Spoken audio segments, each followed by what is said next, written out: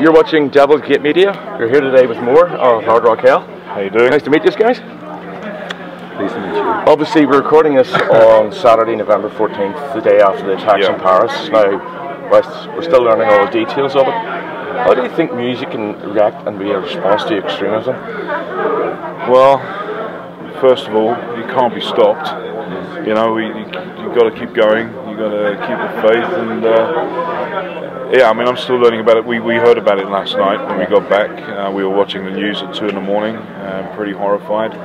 Mike and I stayed up until 4 a.m. talking about all that's wrong in the world, and you know, maybe why some of the reasons are, and you know, the mainstream media brainwashing that's going on.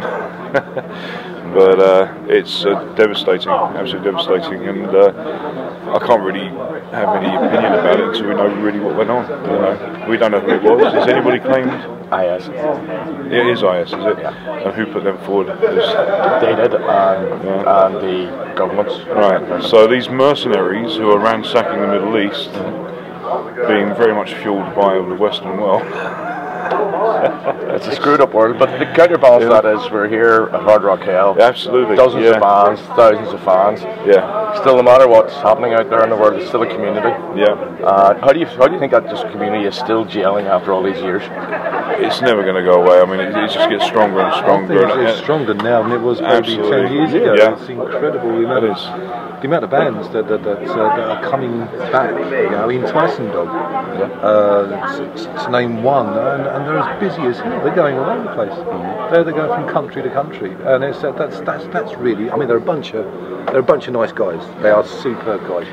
But yeah, they're just running on it. They've got a new album. I think it's tremendous. It's a great music, a great family, because it is very much a family. And, it is, yeah. We played here last year. We're seeing the same faces this year, and it's just great. It's such a good family. You know, and these kind of events is just giving everybody the opportunity to really spend some quality time together. You know, because it's not just a big, huge one-day event or a weekend. This is everybody's on holiday.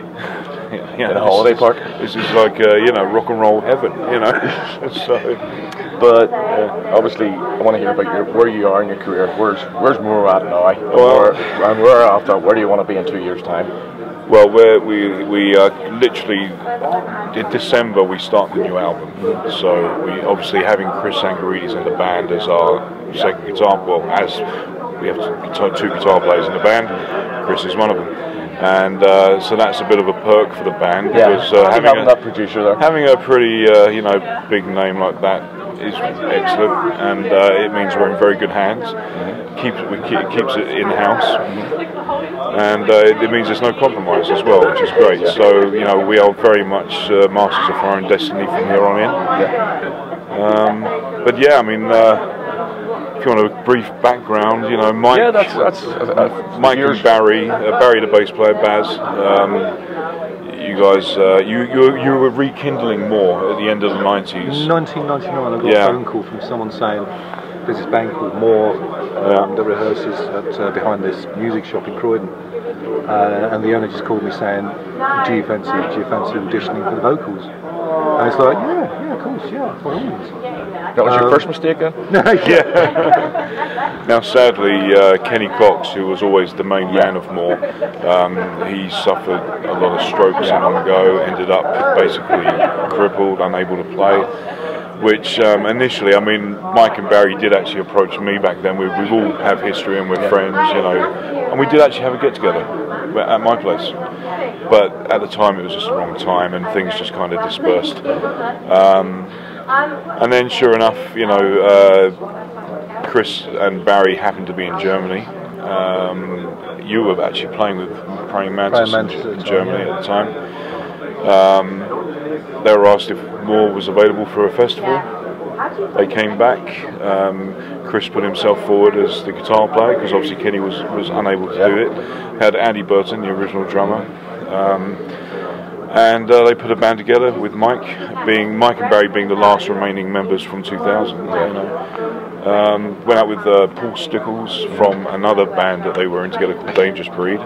and I was stuck in America. They did call me, but I was stuck in America at the time, so I couldn't fly back and get involved then. And you guys had a great run of it. You did lots of big festivals in Europe, you know, Bang Your Head, Hard Rock, Headbangers Open Air, you know, Metal Wave over here, and Paul, who got the gig with the guys, had to leave, which just meant that, you know, for the third time I was asked to join, and I'm like, damn right I will, you know. Yeah. And it was great. It's a pleasure to be back, because Mike and I used to be in a band together as well called Nemesis. We toured with Riffmaster General, which you know. And so it was great for me and him to work together again. It's an absolute honour to work with Chris. And Barry, the original bass player of More, I've known him since I was 16. So he's a really old friend of mine, and it was just an absolute pleasure to be in the fold with him. And yeah, we've been hitting.